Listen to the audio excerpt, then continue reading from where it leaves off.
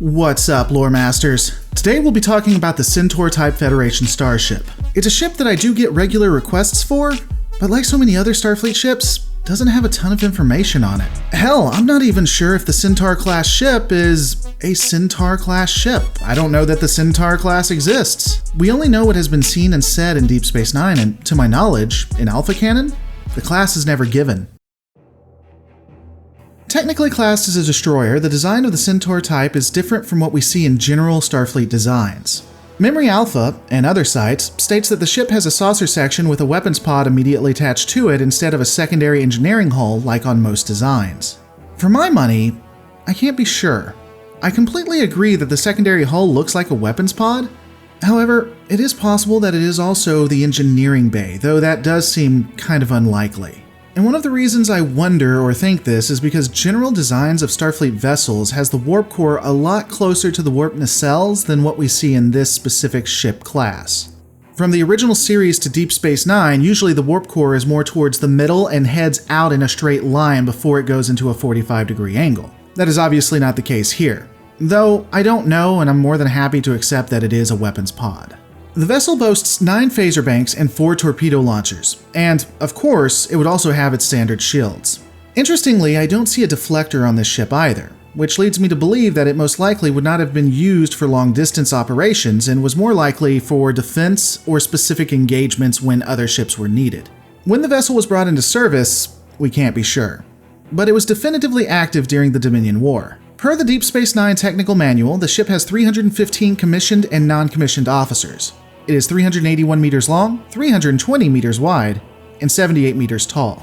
The vessel can maintain a warp capability of 9.6 for 12 hours, which, for those who want to be on Jeopardy, means that when we first see it within Deep Space Nine, it could have definitively outran the Jem'Hadar ships that were chasing it. Because the canon in this is so lax, I'll also be including beta canon information as well, and we'll see what Star Trek Online has to do with this ship when we get to it. According to the Star Trek Deep Space Nine technical manual, the Centaur is an Excelsior class variant, so it's not a class at all, it's a variant. So this is a variant of this. Yeah. Of course, another licensed work, Articles of the Federation, has the Centaur as its own class, making the USS Centaur the original ship. In more cohesive beta canon, the Centaur class was conceived in the 2280s and is an amalgamation of the Excelsior and Miranda class starships. This is due to the requirement to construct ships of the line quickly, but cut down on research and development times. Making a monstrosity like this is advantageous as it allows the creation of these ships quickly and to use parts from decommissioned or destroyed vessels, thus not requiring parts to be made in every vessel you have. Generally, the Centaur class is used for border patrol or small incursions. Its speed and design would allow it to be utilized as an early warning vessel, which makes a lot of sense given its design as we've discussed. The Centaur served in the Dominion War, Federation Klingon War, Iconian War, War with the Herc, and feel free to insert any other war that you find in Star Trek Online. Just think of it in your mind right now. Here, I'll give you about 5 seconds.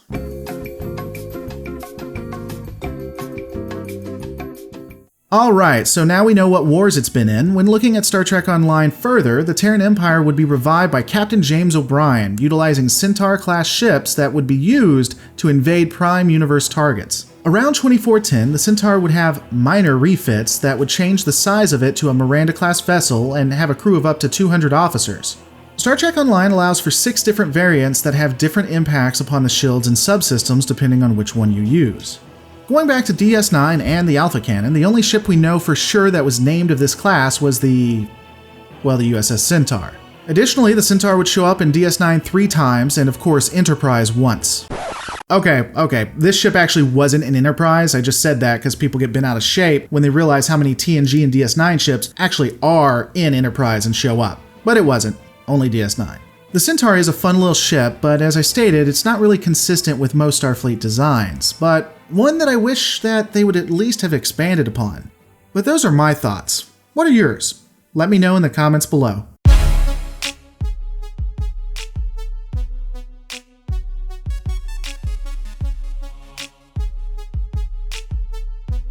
Hey guys, thanks so much for watching. If you enjoy the Lore Reloaded, please consider becoming a part of the lore by joining my Patreon at patreon.com/Lore Reloaded. Don't forget to rate, comment, and subscribe, and I'm going to see you on the next Lore Reloaded.